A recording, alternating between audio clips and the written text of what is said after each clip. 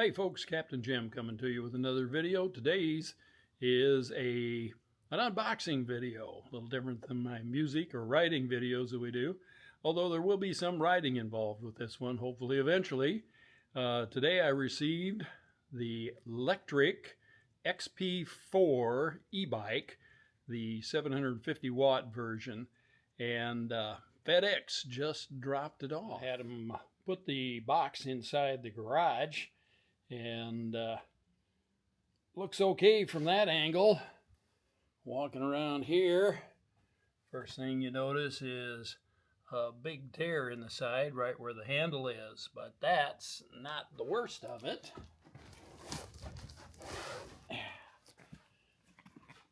The worst of it would be that big tear and dent on the inside, so we'll have to open this box up and see if everything is in one piece inside. I'll take box cutter and we'll open it up and see if there's any damage inside the box.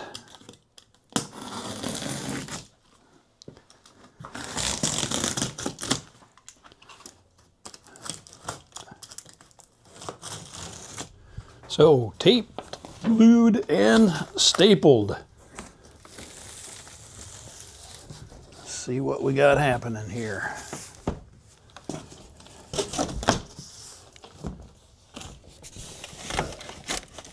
Yeah. Fishing around inside the box, it looks like that tear is happening where there isn't much there. There's a fork that runs by there, but I'll have to start taking stuff completely apart inside here to see what we got to work with. May wind up taking this out back instead of in the garage because it's pretty tight in here with the motorcycles. Looking down inside the box here, you can see the damage, at least to the outside of the box right down in there. The other concern is this right here. Looks like it is a box full of accessories in that has been tossed in at the top and is busted open there. So we'll see if it's got all the pieces inside. All right, with a great deal of grunting and dragging, I got this thing moved from the garage through the house and out into the yard. This box of goodies right here is what had me concerned. It has, well, the owner's manual, the lithium battery manual anyway, and we'll open that up to see what all is in there. But it appears that everything stayed in one piece in that. And you can see a little better down inside the box now. Everything comes wrapped with kind of some puffy paper stuff, not much in the way of padding with that. And pieces either taped or tied on with string around some of the pieces here. And, well, you can kind of see the color of it there. It's what they're calling blue. It's kind of a sky blue sort of look. But, all right, we'll start pulling things out and see how things look. And just looking around inside here.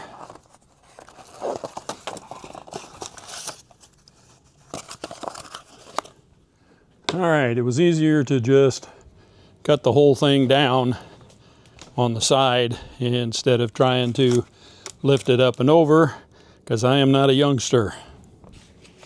But at least now there's some access to this.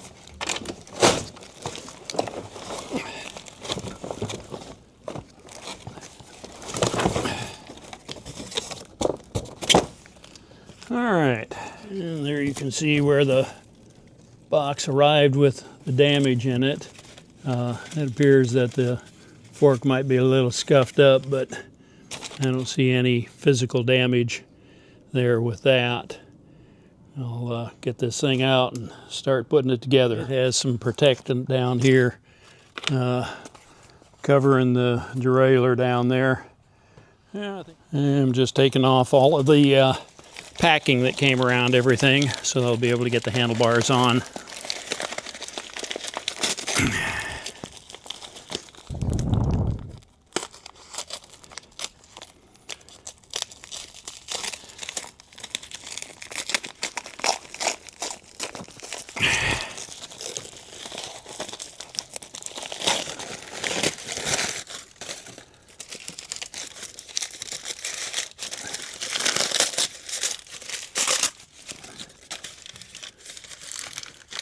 Oh, it even has the headlight already installed.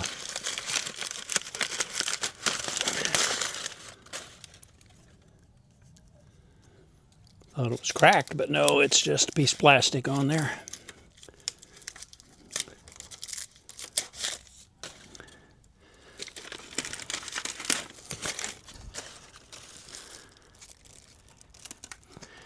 And the battery is already installed in there. And there's a little red tab.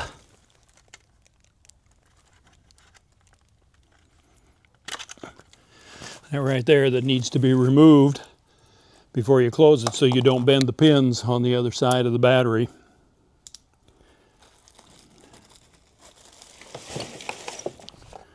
All right, then this piece raises up, latches in place. That makes it a little easier for one person to put the handlebars on.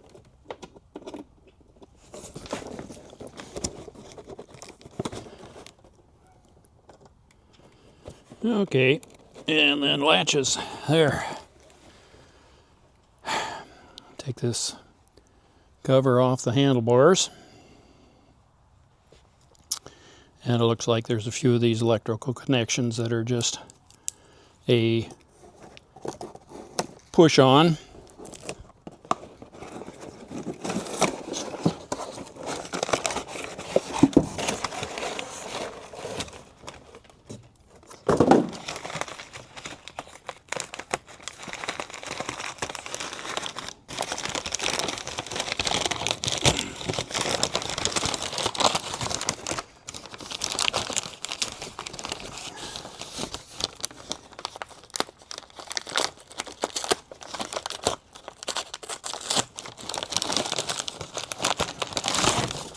Okay, that makes life a little easier to get all that stuff out of the way.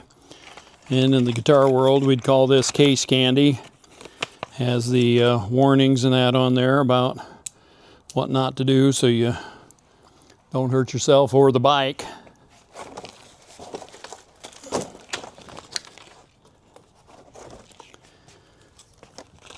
All right.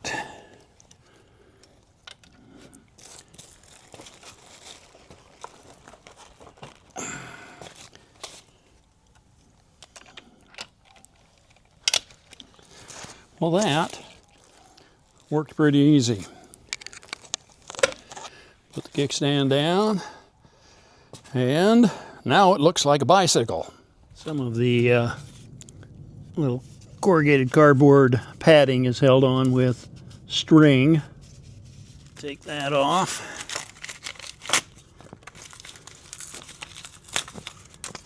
And there's some cardboard around.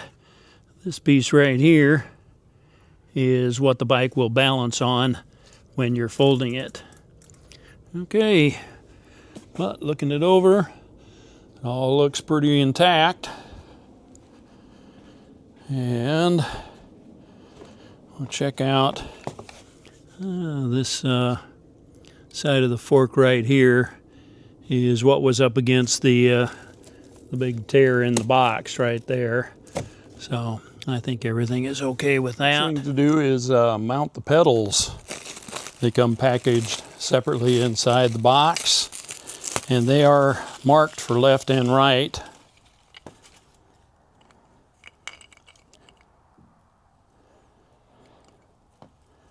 With a little mark right on them right there. And it's just a ring that pulls out, clamps in like that. Do this Left one here. Okay, and that's all there is to getting the pedals mounted up. The keys for the bike are mounted here on the handlebar. One thing that I don't particularly like about the key situation is the key doesn't actually lock the bike. On my SSR Trail Viper, the key is used to remove the battery, but also it cuts all the power to the bike. Whereas with this one, you depend on this switch here and another switch down here on the frame. And inside the box is another box that has the accessories that came with this particular one. This was part of their Black Friday, Cyber Monday week deal that kind of never ends. Here's the little electronic screen. That thing is tiny, but should be bright enough in that. I'll get it all plugged in here shortly. That came wrapped separately in a box. This also came with a lock, and it feels pretty substantial. You can clamp this onto the frame in a couple of different places, and then it'll open up so that you can lock the bike, which is a good deal since I mentioned before that the key that allows you to take the battery in and out does not actually lock the bike in any way. And this also came with the quick charger. Supposed to charge the battery in about half the time that the standard charger does. So we'll see how that works. And this one also came with a phone mount inside here. I tend to lean towards the quad lock on my motorcycles and on my other e-bike. So we'll see how this one works. I mean, it was included with the package, so give it a try. And as you can probably see, the lights going away. The sun is right behind the mountains here in the Phoenix, Arizona area. So I'll need to put a charge on the battery and finish assembling the little clip together electrical parts there and go through with a torque wrench and make sure everything's snugged up the way it needs to be. So I'll come back. All right, for the little electronic controller thing, it has a clip on the back, slides down inside here. It's removable, so you could take it off if you so desired. And the connections are color coded, so black to black and green to green. And I'll be checking all the other accessories out, get this thing plugged in, get a good charge on it. I have a sense of humor about one of these push-on connectors. It's about 3/4 of an inch too short, so I'm going to have to undo the wiring coil, see if I can get a little more wire out of that so that these two will fit together. Okay, the sun is down. Getting kind of dark here, but there's a view of the screen, which is pretty good. Got all of the electrical connectors done. It was the front brake that was about a 1/2 inch too short that I had to twist around and mess with the loom right here to get enough length to run back, and because it has brake lights on it, which is kind of an interesting feature. And came with 70% charge on the battery. I'm surprised by that. But before I do a first ride on this thing, I'm going to want to check all the fasteners and torque everything up, make sure that everything is snug on it the way it needs to be so I don't crash and burn on my first ride. So that'll happen in the morning. It's the next day, and the bike is all completely assembled. Gone through all the fasteners, make sure everything's nice and snug, and it's all looking good. So now, just to take it out for a test ride. As you can see on the display there, all charged up to 100%. The display's nice and bright in the sunlight. And we'll take it out and run it through some paces to see how the pedal assist is and how the throttle does. And pulling out of the driveway with no pedal assist on. Bike is in second gear and it pedals nice and easy. Put it in eco mode and you can feel the pedal assist kick in real easily. Shift up a couple gears. In fourth gear now. My previous bike, the SSR Trail Viper, you almost couldn't ride that thing without the pedal assist. It was just, the gearing on it was such. So this is very easy. In eco mode, in fourth gear, I'm doing 10, 11 miles an hour.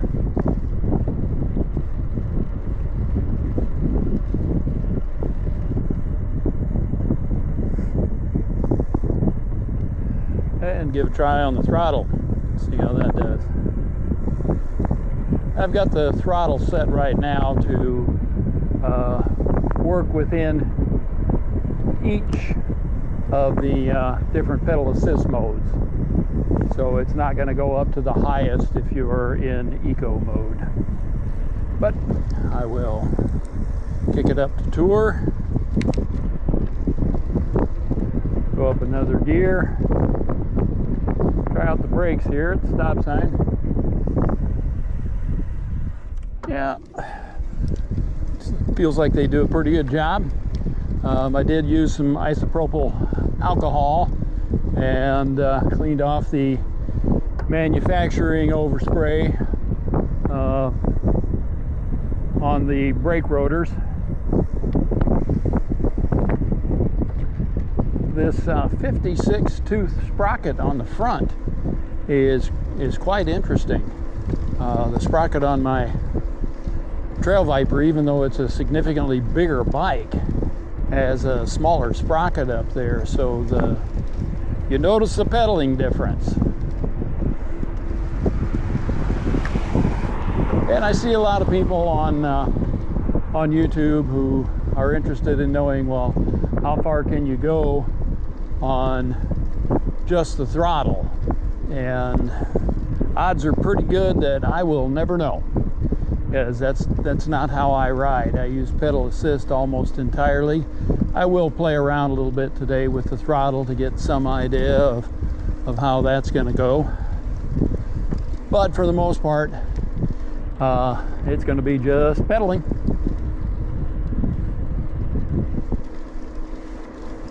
And riding around through the neighborhood, I generally keep it to 10 miles an hour or less, just so I'm not a nuisance.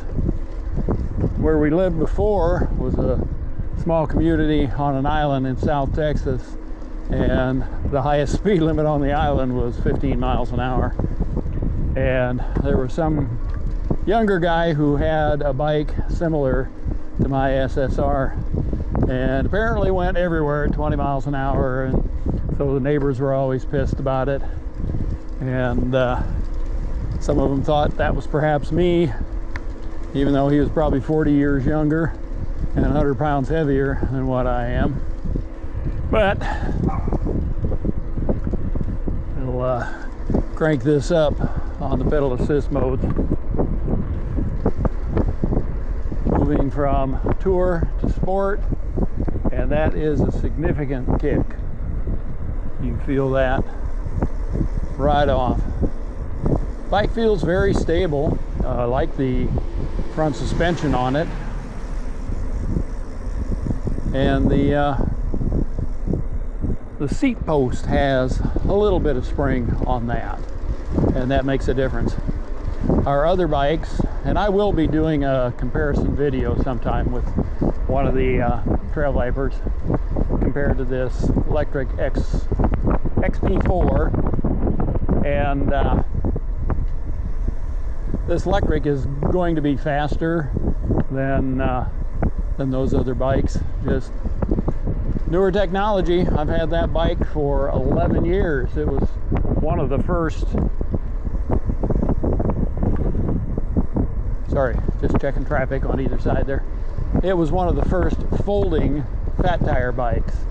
And by fat tire, that is a true balloon fat tire. That one has the 4-inch wide tires on the 20-inch wheels.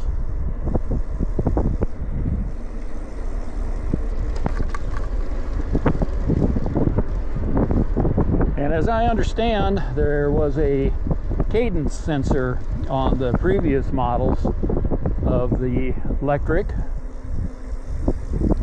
and what I'm used to is a torque sensor, and the harder you pedal, the faster you're going to go. But this has a very, very similar feel to that, since it uses a torque sensor. And there is an adjustment with the torque sensor where you can set that up to actually kick a little more. Alright, that was just a short one, just to get a feel for how this is going to be. Coming back to home again right now. And I'll wrap this video up for today. I'll do something a little more detailed at another time. Thanks for riding along.